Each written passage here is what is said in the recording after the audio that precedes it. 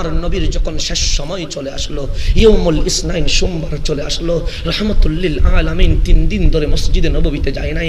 আমার নবী ডাক দিয়ে বললেন, আমার আবু বকর আমার মুসাল্লায় ইমামতি করবে, অর্থাৎ বুঝিয়ে দিলেন আর আসবো না এখানে। আমার নবী ঢুকে গেলেন, প্রবেশ করলেন। কার দিন ধরে দেখা দেয় নাই, সাহাবায়ে কেরাম দূর দূরান্ত থেকে চলে আসলেন। আজকে থেকে আমার নবী নাকি দেখা দিচ্ছে না, পাগলের মতো হয়ে মসজিদে নববীতে ইতিকাফ শুরু করে দিয়েছে। কিন্তু সাহাবায়ে কেরাম বারবার আমার নবীর ঘরের আশেপাশে ঘুরতে থাকে, কিন্তু আমার নবী বলেন, বিদায় বেলায় আমি আর মায়া বাড়াবো না, আমি নবী না দেখা দিয়েই বিদায় নিয়ে যাব। যেদিন ইয়াউমুল ইসনাইন চলে আসলো, আমার নবী ডাকলেন, উম্মে সালমা এদিকে এসো, আমার দরজায় গিয়ে দাঁড়াও। আমার সাহাবীগুলো পাগলের মতো হয়ে আছে, আমার এখানে প্রবেশ করতে চাইবে, বলবে আজকে ঢোকার কোনো অনুমতি নাই, কারণ বিদায় বেলায় আমি নবী আর দেখা দিব না। উম্মে সালমা বলে, আমি দরজার সামনে চলে গেলাম, সাহাবায়ে কেরাম ঢুকতে চায়, আমি বারবার বলি অনুমতি নাই, কেউ প্রবেশ করে না। আমার নবী ডাকলেন, আয়েশা এদিকে এসো, আমার মাথা বরাবর তোমার কোলটা একটু রাখো, আমি নবী তোমার কোলে শেষ বিদায় নিতে চাই। রাহমাতুল লিল আলামিন শুয়ে গেলেন মা আয়েশার কোল মোবারকে। ইমাম আলী মাকাম সৈয়দুশ শুহাদা ইমাম হোসাইন চলে আসলেন নবীর ঘরে, ঢুকলেন। উম্মে সালমা সরে যান, আমি নানা জানের কাছে যাব। হযরত উম্মে সালমা রাদিয়াল্লাহু তাআলা আনহা ডাক দিলেন, হুসাইন আপনার নানা নিষেধ করেছে, আমি অনুমতি দিতে পারবো না। হোসাইন ছোট্ট কার কথা শুনে হোসাইন দৌড় দিয়ে ঢুকে গেছে। উম্মে সালমা বলে, হোসাইন যখন ঢুকে গেছে আমি তাড়াতাড়ি দরজা বন্ধ করে হোসাইনের পিছে পিছে চলতে লাগলাম। হোসাইনকে দেখে হোসাইনের নানা জান শুয়া থেকে বসে গেছে, ডাক দিয়ে বললেন, হোসাইন যেই বক্ক মোবারকে বড় হয়েছ, শেষবারের মতো সেই বক্ক মোবারকে চলে আসো। হোসাইন এক লাফ দিয়ে মুস্তাফার বক্কে চলে আসলেন। আমার নবী ডাক দিলেন, হোসাইন আজকে আমি প্রশ্ন করব, উত্তর দিবা? হোসাইন বলেন, নবী গো বলেন না, উত্তর দিব। আমি কে আমার পক্ষে বলা সম্ভব নয় নবী গো। যার আঙ্গুল উঠলে চাঁদ দুটুকরো হয়ে যায়, যার হাত ইশারা দিলে সূর্য উঠে যায়, যার পা উঠলে লামাকানে চলে যায়, ওনার নি কে সেটা আমি বলতে পারবো না। আমার নবী বললেন, হোসাইন আমার শরীরটা কেমন? নবীর এই কেমনে বলি, যেই জিসমে আত্মারে কখনো মশা মাছি বসে নাই, ওই জিসিম মোবারকের বর্ণনা আমি দিতে পারবো না। হোসাইন বলো না আমারে, তুমি কাবার পাশে কি কোনো পাথর দেখেছো? হোসাইন বলেন, দেখেছি। সে পাথরের নাম কি? সে হাজরে আসওয়াদ। পৃথিবীতে কি আর পাথর নাই? হোসাইন বলে, আছে। পাথরগুলো কোথায়? সে পাথরগুলোর উপর আমরা পা রাখি, কিন্তু হাজরে আসওয়াদ কোথায়? সে কাবার সাথে লেগে আছে। মানুষ কি করে? সে সম্মান করে। আর কি করে? সে চুমা দেয়। হাজরে আসওয়াদ কোথায় যাবে? সে জান্নাতে যাবে। কেন জানো? হোসাইন চোখের পানি ছেড়ে দিয়ে বলে, নবী গো, হাজরে আসওয়াদকে আমার নানা জান একবার চুমো দিয়েছে। আমার নানা জান কয়বার চুমো দিয়েছে? আমার নবী ডাক দিয়ে বললেন, হোসাইন হাজরে আসওয়াদকে যদি একবার চুমো দেওয়ার কারণে হাজরে আসওয়াদ কাবার সাথে লেগে যায়, তুমি হোসাইনকে কয়বার চুমো দিয়েছি? হোসাইন বলেন, নবী রে আমি বলতে পারবো না। হোসাইন তোমাকে কি আমি কপালে চুমো দেয় নাই? হোসাইন বলেন, দিয়েছেন। আমি কি তোমার দু চোখে চুমো দেয় নাই? হোসাইন বলেন, দিয়েছেন। আমি কি তোমার দুই গালে চুমো দেয় নাই? হোসাইন বলেন, দিয়েছেন। আমি কি তোমার মুখে থুতু দেয় নাই? হোসাইন বলেন, দিয়েছেন। আমি কি তোমার বক্ষে মাথা রাখি নাই? হোসাইন বলেন, রেখেছেন। আমি কি তোমারকে কাঁধে নিয়ে চড়াই নাই? হোসাইন বলেন, চড়িয়েছেন। আমি কি আমার বক্ষকে বালিশ বানিয়ে তোমাকে ঘুমাতে দেয় নাই? হোসাইন বলেন, দিয়েছেন। হোসাইন তুমি যখন খেলতে চেয়েছিলা, আমি বললাম আরাফার মাঠে নয়, মিনা মুজদালিফায় নয়, আমার পেটকে তোমার জন্য খেলার মাঠ বানিয়ে দিয়েছি। হোসাইন তুমি খেলতে থাকো। হোসাইন তোমার কি মনে নাই? তুমি বলেছো না না আমি ঘোড়ায় উঠবো। হোসাইন তোমাকে আমি বলেছিলাম ঘোড়ার কোনো দরকার নাই, মুস্তাফা তোমার জন্য ঘোড়া হয়ে যাচ্ছি, আমার পিঠে উঠে যাও। হোসাইন আমি কি তোমাকে পিঠে তুলি নাই? হোসাইন বলেন, নবী গো, আমাকে কখনো বুকে গম নিয়েছেন, কখনো পেটে খেলতে দিয়েছেন, কখনো পিঠে নিয়েছেন, কখনো কাঁধে নিয়েছেন। নবী রে আজ কেন এগুলো বলছেন? আমার নবী বললেন, শোন হোসাইন, আমি যদি একবার হাজরে আসওয়াদকে চুমু দেওয়ার কারণে পাথর কাবার সাথে লেগে যায়, তোমাকে হাজারের উপর চুমু দিয়েছি, আমার এক একটা চুমু তোমাকে ঋণ শোধ করে দিতে হবে। আমার গায়ে মাসি মশা বসে নাই, তুমি আমার কাঁধে উঠেছো, ওই ঋণ আমার শোধ করে দিতে হবে। আমার বুকে তুমি ঘুমিয়েছো, ওই ঋণ আমাকে শোধ করে দিতে হবে। আমার পেট মোবারকে তুমি খেলাধুলা করেছো, ওই ঋণ আমাকে শোধ করে দিতে হবে। আমার পিঠে তুমি বসেছো, ওই ঋণ আমাকে শোধ করে দিতে হবে। হোসাইন ঋণ শোধ করবা। হোসাইন ডাক দিয়ে বলেন, নবী রে, একবার চুমু দেওয়ার কারণে হাজরে আসওয়াদ যদি কাবার সাথে লেগে যায়, আমি তো হাজারের উপর চুমু দিয়েছি, একটা চুমুর ঋণ তো আমি শোধ করতে পারবো না। আপনি এগুলো কি বলছেন আমি তো বুঝতে পারছি না। আমার নবী ডাক দিলেন, হোসাইন আমি কোথায় এখন জানো? নবী রে কোথায় কোথায়? স্বামী সাখরাতের বিছানায়। অনেক বাবা মরার সময় তার সন্তানরে খোঁজে, অনেক বাবা ইন্তেকালের সময় তার মাকে খোঁজে, অনেক স্বামী ইন্তেকালের সময় তার ওয়াইফকে খোঁজে, অনেক বন্ধু ইন্তেকালের সময় তার বন্ধুরে খোঁজে। কিন্তু হুসাইন দেখো, আমি রহমতুল লিল আলামিন বিদায় নিচ্ছি।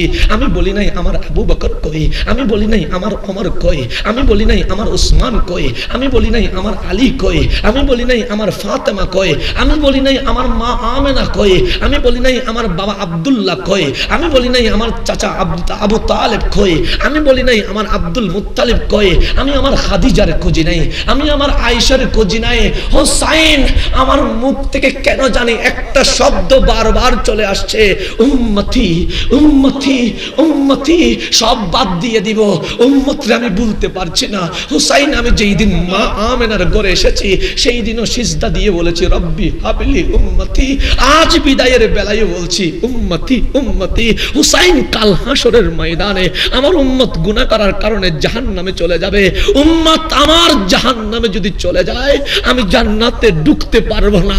আমার উম্মতকে নিয়েই আমি জান্নাতে যেতে যাই। হুসাইন, আমার মাওলা আমাকে বলেছে ইন্না আতাইনা কাল কাউসার।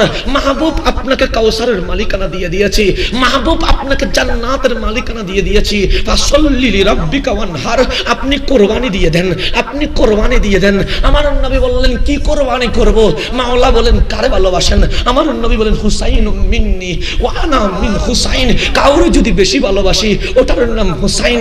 মাওলা ডাক দিয়ে বলেন উম্মতরে যদি জান্নাত দিতে চান হুসাইনকে কুরবানি লাগবে। আমার মুস্তাফা ডাক দিয়ে বলে হুসাইন, আমার উম্মতকে জান্নাত দেওয়ার জন্য তোমার ফোঁটা ফোঁটা রক্ত আমার লাগবে। হুসাইন, আমার হাতে হাত রেখে ওয়াদা করো তুমি জান দিবা কিনা। হুসাইন ডাক দিয়ে বলেন নবী গো, যদি গর্দান দেওয়ার কারণে আপনার উম্মত জান্নাতে যেতে পারে, যদি গর্দান দেওয়ার কারণে আমার নানা জান যদি খুশি হয়ে যায়, গর্দান দেওয়ার কারণে হুসাইন যদি ঋণ শোধ করতে পারে, হুসাইন গর্দান দিতে রাজি হয়ে গেছে।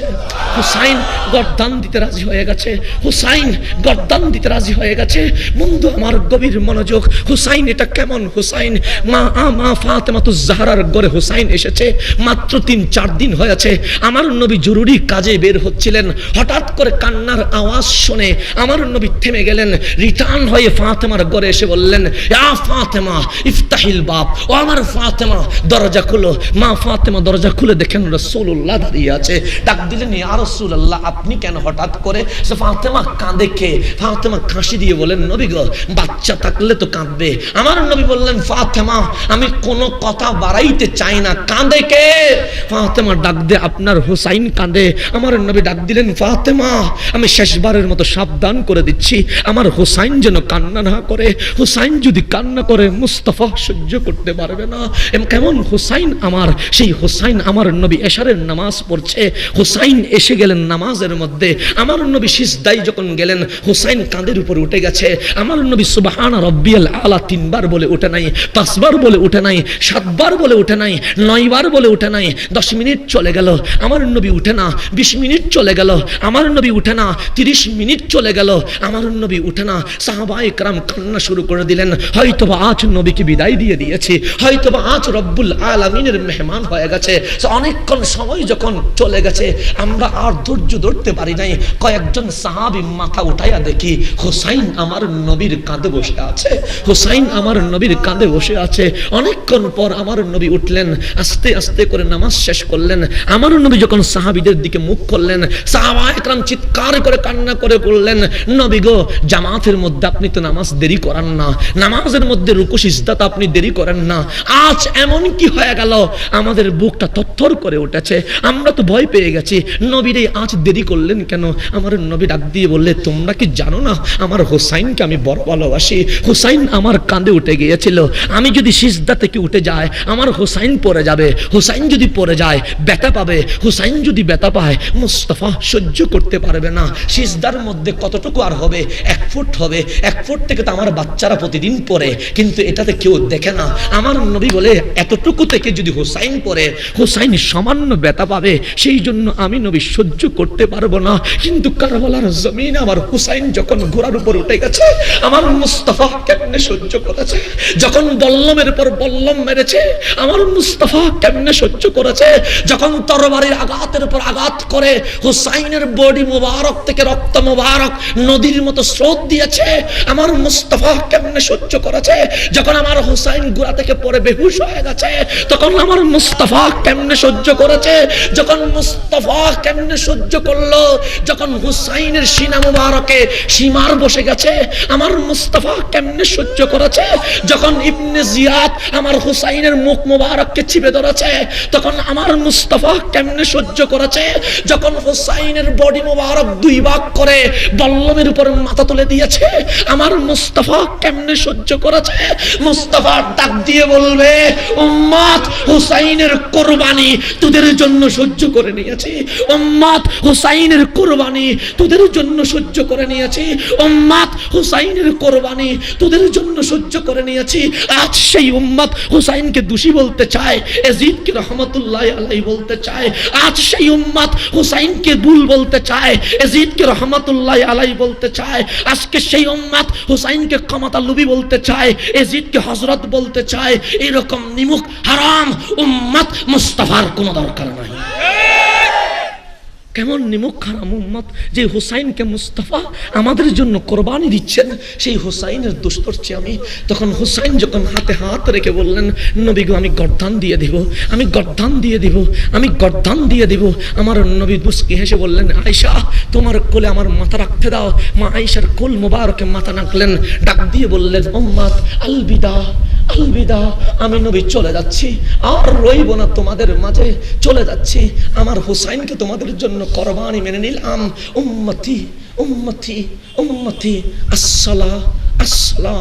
নবী আমি চলে যায়, নামাজটা রেখে যায়। সেই জন্য কারবালার জমিনে ইমামে আলী মাকাম ডাক দিয়ে বলে, নবী গো আপনি যাওয়ার সময় দুটো ডাক দিয়েছেন, একটা হচ্ছে উম্মতি আর একটা হচ্ছে আসসালাহ।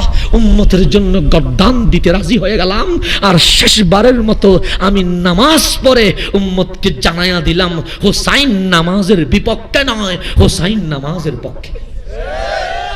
আমার নবীর বিদায় নিয়ে নিলেন। বন্ধু আমার গভীর মনোযোগ, যখন হুসাইনের গর্দানকে ভাগ করে হলো, আমি বলি নাই খাজায়ে খাজগান রাজায়ে হিন্দুস্তান মাইনুদ্দিন চিস্তি আজমিরি বলছে, হুসাইন চাইলে মদিনার রাজপ্রসাদ নিতে পারত, হুসাইন চাইলে মক্কার ক্ষমতা নিতে পারত, হুসাইন চাইলে ঘর বাড়ি নিতে পারত, হুসাইন যদি হাত দিত দুনিয়া পেয়ে যেত। কিন্তু হুসাইন সরদাত না দাত দস্তে ইয়াজিদ, হাত দেয় নাই, হাত দিলে দুনিয়া পেত। হুসাইন বলে হাত দিব না, আমি গর্দান দিয়ে আমার মুস্তাফাকে নিয়ে নিব। খাজায়ে খাজগান খাজায়ে আজমির বলে, হাক্কা বিনা লা ইলাহা, আস্তে হুসাইন যে কালিমা লা ইলাহা ইল্লাল্লাহ মুহাম্মাদুর রাসূলুল্লাহ দেখতে পাচ্ছ, ওই কালিমার নাম হুসাইন। কারণ ফোরাত নদীর তীরে কালিমা যখন ডুবে যাচ্ছে, হুসাইন গর্দান দিয়ে ওই কালিমাকে উপরে তুলে দিয়েছে, ওই কালিমাকে উপরে তুলে দিয়েছে। আপনি কেমনে হুসাইনের বিপক্ষে বলেন, আপনি কেমনে হুসাইনের বিপক্ষে বলেন। সেই জন্য আমার নবী বলেন, হুসাইনুম মিন্নি, হুসাইন আমার থেকে, ও আনা মিন হুসাইন, আমি নবী হুসাইন থেকে। আমার বাবা যদি বলে হাসানুম মিন্নি, হাসান আমার থেকে, কথা সঠিক। কিন্তু আমার বাবা যদি আবার বলে আনা মিন হাসান, আমি বাবা হাসান থেকে, কথা সঠিক হতে পারে না। বাবা থেকে ছেলে হয়, ছেলে থেকে বাবা হতে পারে না, নানা থেকে নাতি হয়, নাতি থেকে নানা হতে পারে না, দাদা থেকে নাতি হয়, নাতি থেকে দাদা হতে পারে না। কিন্তু আমার নবী বললেন হুসাইন মিন্নি, হুসাইন আমার থেকে, কথা সঠিক। কারণ ফাতেমার ঘরে যখন হুসাইন এসেছে, তখন কোলে নিয়েছে রহমতুল্লিল আলামিন। হুসাইন ঘুমিয়েছে নবীর বুকে, হুসাইন খেলেছে নবীর পেট মোবারকে, হুসাইন উঠেছে নবীর পিঠ মোবারকে। হুসাইন মিন্নি, কথা ঠিক। কিন্তু আমার নবী পরক্ষণে বললেন আনা মিন হুসাইন, আমি নবী হুসাইন থেকে। নানা নাতি থেকে কেমনে হয় নবীরে আমাদের বুঝে আসে নাই। আমার নবী বলেন বুঝতে পারিস নাই? আমি বললাম বুঝতে পারি নাই। সে হুসাইন মিন্নি, ফাতেমার ঘরে যেই হুসাইন সেটা আমার থেকে। হুসাইনকে মাটিতে বড় করি নাই, হুসাইনকে কখনো কোলে, কখনো পেটে, কখনো পিঠে, কখনো কাঁধে করে বড় করেছি। মা ফাতেমা তো জাহরার ঘর থেকে কারবালা পর্যন্ত হুসাইন মিন্নি, হুসাইন আমার থেকে। কিন্তু কারবালার জমিনে যখন হুসাইন গিয়েছে, হুসাইন চাইলে হাত দিতে পারত, ক্ষমতা নিতে পারত, কিন্তু হাত না দিয়ে যখন আমার উম্মতের জন্য গর্দান দিয়ে দিয়েছে, সেই দিন থেকে কিয়ামত পর্যন্ত আনা মিন হুসাইন, আমি নবী হুসাইন থেকে হয়ে গেছে। আমি নবী হোসাইন থেকে হয়ে গেছে। আজকে উম্মত সেই হোসাইনের বিরোধিতা করে, আজকে উম্মত সেই হোসাইনকে গালি দিতে চায়। আমার নবীর মিম্বারে দাঁড়িয়ে, হোসাইনের মিম্বারে দাঁড়িয়ে ইয়াজিদের কথা বলতে চায়। সেই জন্য আরো বলে আশুরা পালন করা যাবে না। আমরা কাঁদি কেন জিজ্ঞেস করে, আরে আমরা কাঁদি না। মুস্তাফার যখন কোলে উম্মে ফাদাল, আমার নবীর আপন চাচি হযরতে সৈয়দুনা আব্বাস রাদিয়াল্লাহু তাআলা আনহুর স্ত্রী বলছে, উম্মে ফাদাল বলছে, আমি যখন হোসাইনকে কোল থেকে নবীর কোলে দিলাম, আমার নবী যখন হোসাইনকে নিল, হাসি দিল, আমি অন্যমনস্ক হয়েছিলাম। আবার যখন নবীর দিকে তাকালাম, দেখলাম হোসাইনের চেহারা দেখে আমার নবী দু চোখের পানি ছেড়ে কান্না করছে। মা ফাতেমাও একই হাদিস বলেছে, মা আয়েশাও একই হাদিস বলেছে, উম্মে সালমাও একই হাদিস বলেছে, যতবার নবী হোসাইনকে কোলে নিয়েছে ততবার আমার নবী কারবালার কথা বলে বলে কান্না করেছে। এখনো কারবালা হয় নাই, এখনো 61 হিজরি হয় নাই, কিন্তু আমার নবী সর্ব অবস্থায় হোসাইনকে যতবার কোলে ধরেছেন ততবার কান্না করে উম্মতকে জানিয়েছে, কারবালার পর থেকে কিয়ামত পর্যন্ত তোরাও হোসাইনের জন্য কান্না কর। তোরা যদি কান্না করিস, মুস্তাফা তোদের উপর রাজি হয়ে যাবে। তাহলে হোসাইনের প্রেমিক খাওয়া লাগবে কি লাগবে না? হোসাইনের পক্ষে টাকা লাগবে কি লাগবে না? ওই আব্দুল্লাহ ইবনে উবাইর নামাজ দিয়ে কি হবে? যে জাহান্নামে চলে গেছে। ওই আব্দুল্লাহ ইবনে জিলখায়সারার নামাজ দিয়ে কি হবে? যে জাহান্নামে চলে গেছে। সেই জন্য আমরা বলি, ওই নামাজ পড়িও না যেই নামাজ আব্দুল্লাহ ইবনে উবাই পড়েছে, ওই নামাজ পড়িও যেই নামাজ সিদ্দিক আকবর পড়েছে। ওই নামাজের কোনো দরকার নাই যেই নামাজ আব্দুল্লাহ ইবনে জিলখায়সারা পড়েছে। ওই নামাজ পড়িও যেই নামাজ ফারুক আজম পড়েছে। ওই নামাজ পড়িও না যেই নামাজ কাতেলে উসমান পড়েছে। ওই নামাজ পড়ো যেই নামাজ উসমান ও যুন্নুরাইন পড়েছে। ওই নামাজ পড়িও না যেই নামাজ খালেজি পড়েছে। ওই নামাজ পড়িও যেই নামাজ মাওলা আলী পড়েছে। ওই নামাজ পড়িও না যেই নামাজ এজিদি পড়েছে। ওই নামাজ পড়িও যেই নামাজ হোসাইন পড়েছে। নামাজের মধ্যে ভাগ আছে কি নাই? এখন তো ওদের ইমামগুলো ফ্রিতে চলে আসে মসজিদে, ফ্রিতে নামাজ পড়ে, কিছু দেওয়া লাগবে না। তো কিছু দেওয়া লাগবে না। আমরা সুন্নিদের দাম বেশি, বেতন বেশি, কথা ঠিক কিনা? আমাদেরকে অনেকেই বলে, হুজুর আমরা আমাদের ইমাম রাখতে পারি না কেন? বলছে বেতন বেশি। তো ওনাদের বেতন না দিলেও চলে, না দিলেও কি করে? তা আমি আপনার বিবেক দিয়ে একবার প্রশ্ন করেন নাই? সুন্নি ইমাম ও ইমাম, তারাও তো ইমামতি করে, কিন্তু সুন্নি ইমাম আপনার কাছে টাকা খুঁজে, ও টাকা খুঁজে না। কারণ কি? কারণ এজিদি আমেরিকা ইহুদি খ্রিস্টানরা তাদেরকে ডলার পাঠাইয়া দেয়। তো যার কাছে ডলার আছে তার কোনো টাকার দরকার। তো আমরাও বলে, যারা এজিদের কাছে বিক্রি হয়েছে, তারা আমেরিকার ডলারের কাছে বিক্রি হয়েছে, তারা ইহুদি খ্রিস্টানের কাছে বিক্রি হয়েছে, আমরাও বিক্রি হয়েছি। আমরা কোন দুনিয়াদারের কাছে বিক্রি হয় নাই। আমরা মদিনাওয়ালা, কামলিওয়ালা রাসূলুল্লাহর কদমে বিক্রি হয়ে গেছে।